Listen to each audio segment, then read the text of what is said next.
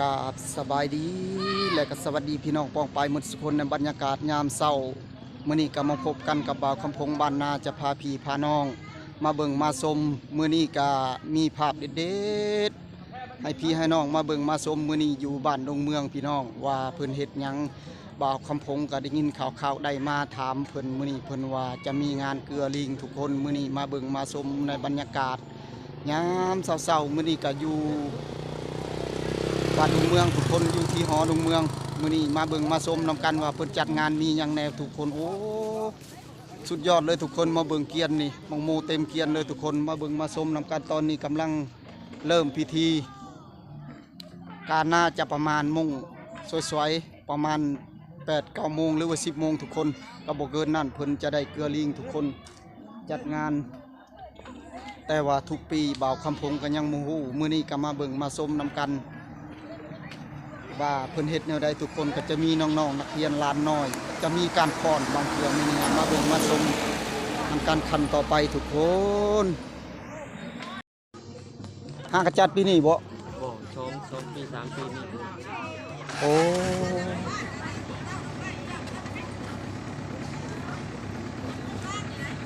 โอ้7-8เกียนอ๋อมีแต่บังโม่บ่นี่ฮะ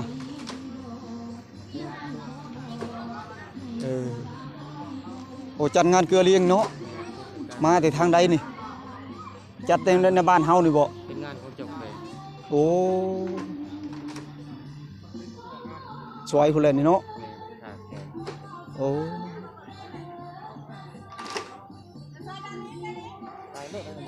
โอ้ขอบใจ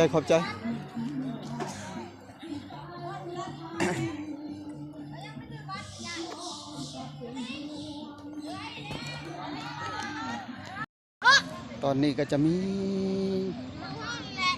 น้องๆนักเรียนเยาวชนเขากำลังกาเกียม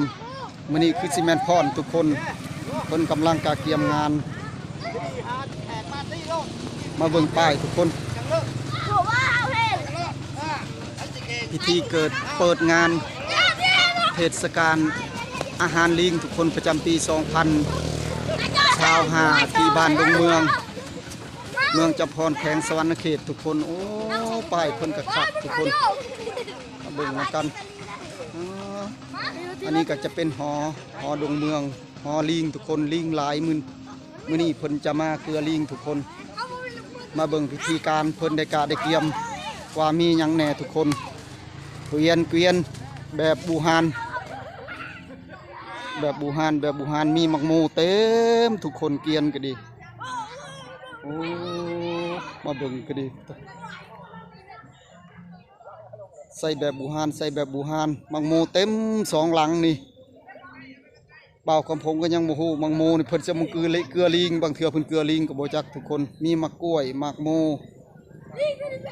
เต็ม2หลัง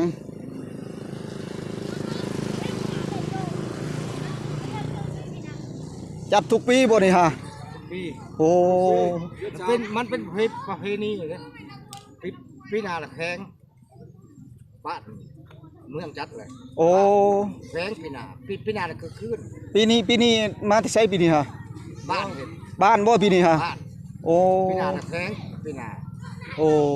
แข้งในเห็นละคือคืนมีวงดนตรีเสพ2 คืนไปได้เป็นงั้นจะคืนนี้บ่ครบงานนี่ฮะงั้นจะคืนนี้อันนี้ก็ดีโอ้คืนเนี่ยพูดมีสไลเดอร์มีหยังเนาะมีมันถึงแนวถือว่าทุกปีนี่ตกเดือน3เดือน4เดือน3นี่เนาะโอ้ต้องได้จัดทุกปีมันเป็นประเพณีเลยมันเคยเห็นมาโอ้ถือว่าปีหน้าเลยมอบแข้งยังบ่เห็นยังมาแล้วมันไปหาซื้อมักสลีนะ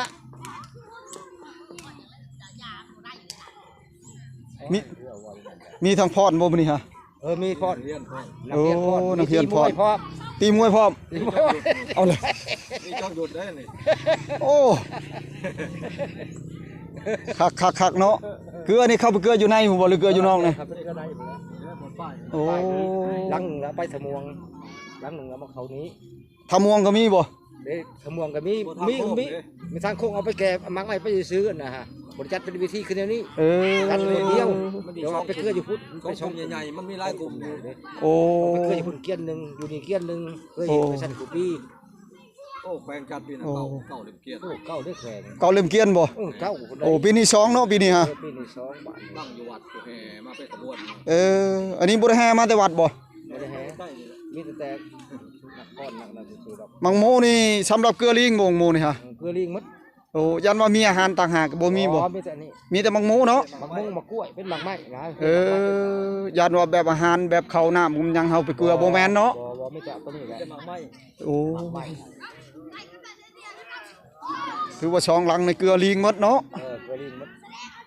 โอ้เกลือนี่เกลือแต่บ่อนเดียวนี่เนาะทางใต้ผมบ่ได้ไปเนาะ สองบอล ไปพุ่นหลังหนึ่ง เออ เป็นช่องจุดเด้ มันเป็น2จุด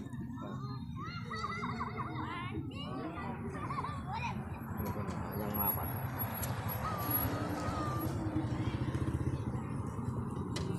คือว่าเพิ่นเฮ็ดงานหยังหวะตัวเองไปไกลบ่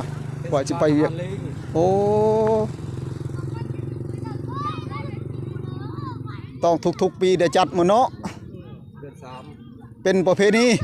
อยู่ในเดือนสาม มีเบิดเลยถามบ้าน ว่า ที่ เมื่อ ว่า ไรเหมาะ เออ อยู่หัน เออ ตาเขาก็เห็นงานประเพณีของเขาคือครับ โอ้ จะมัน เรื่องกับหม้อไตพี่ดกน้องจัดจัดตัวเบ้ เออน้องลำจันนี่ใกล้แล้วเด้นี่เนาะ จัน บ่ก็ได้บ่แม่นบ่แม่นประชุมเมืองวังหนึงนี่เขาเฮ็ดแต่เดือนหลังพุ่น โอ้ คาบต้องประชุมเมือง เออ เขาบริจัดนาทีมันจัดแล้วเขาอ่ะ โอ้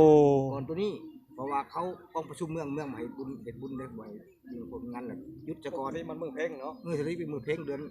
นะพุ่น โอ้ปกติเป็นมือเพ่งบ่ มือเพ่งโลดประเพณีเขา เออ ถือเป็นประเพณีนี่ก็มันเป็นประเพณี เออ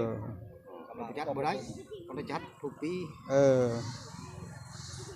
กลายเป็น เป็นกำหนดนะครับวันที่25-26เลยเนาะ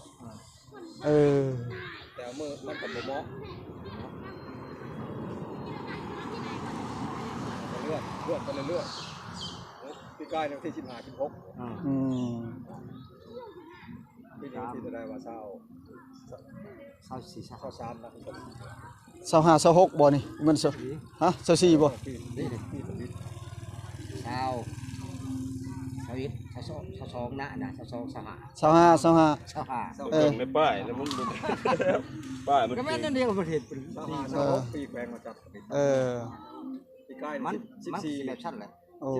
มามือนั่นดูเลย เออ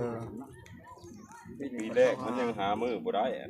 ตอนนี้เขากำหนดออกมาแล้ว กำหนดออกมาแล้วพี่นาก็สิเดียวเดียว เออมาเบิ่งเพิ่นกะเกียมก็มีของใหญ่ของหยังทุกคนอ๋อ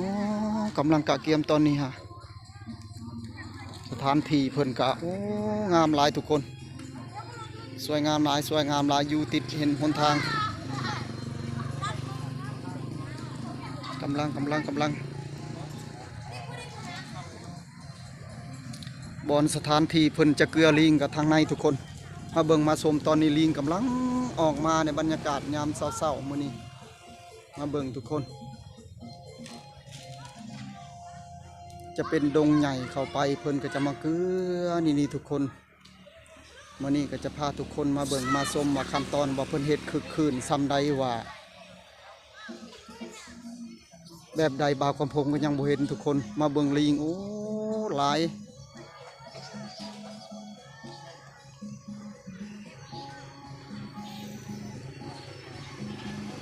เป็นสัตว์อนุรักษ์ทุกคน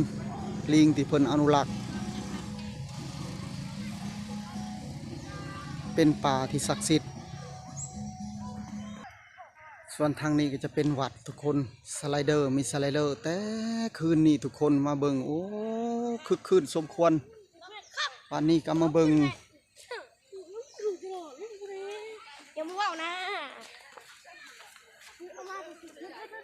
เฮ้ย ก็ก็เริ่มเปิดงานมื้อนี้ทุกคนวันนี้ยับมาเบิ่งน้องๆนักเรียนเยาวชนกำลังกาเกียมจะพรกันทุกคนมื้อนี้มีการพรมื้อนี้ก็มาเบิ่งมาชมขั้นต่อไปว่าคึกคืนซำใดทุกคนว่าเพิ่นเฮ็ดแบบใดบาของพกก็ยังบ่ทันเห็นเพราะว่าเพิ่นได้จัดทุกปี เป็นงานเกลือลิงอยู่บ้านดงเมืองเด้อทุกคนเมืองบ้านดงเมืองเมืองจำพรแขวงสวรรณเขตตอนนี้บ่าวคำพงก็ได้มาอยู่ที่บ้านดงเมืองมาถ่ายภาพให้พี่ให้น้องครับเบิ่งในบรรยากาศตอนนี้กำลังเกียมกำลังคึกคืนทุกคน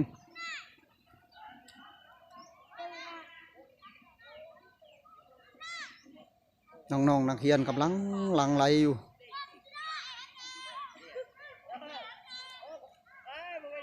โอ้สบายดีน้องนักเรียนไปพรวะนี่ฮะใส่สุดคักเลยเนาะเต็มที่มื้อนี้กำลังใจมื้อนี้สบายดีเป็นน้องๆนักเรียนเฮาจะมาพรมื้อนี้ฮะโอ้บรรยากาศมื้อนี้งามหลาย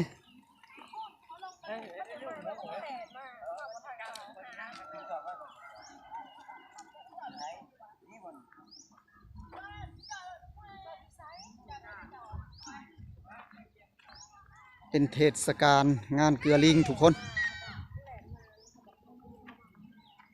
งานเกลือลิง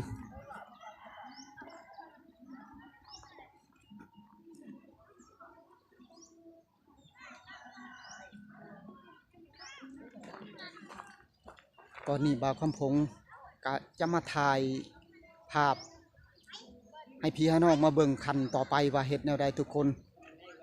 มาเบิ่งมาชมนำกันคันต่อไปว่าเพิ่นสิเฮ็ดแนวใดทุกคนส่วนมาภาพนี้ก็ขอจบสำนี้ก่อนทุกคนทาส้มคลิปหน้าทุกคนขอกราบคำว่าสบายดี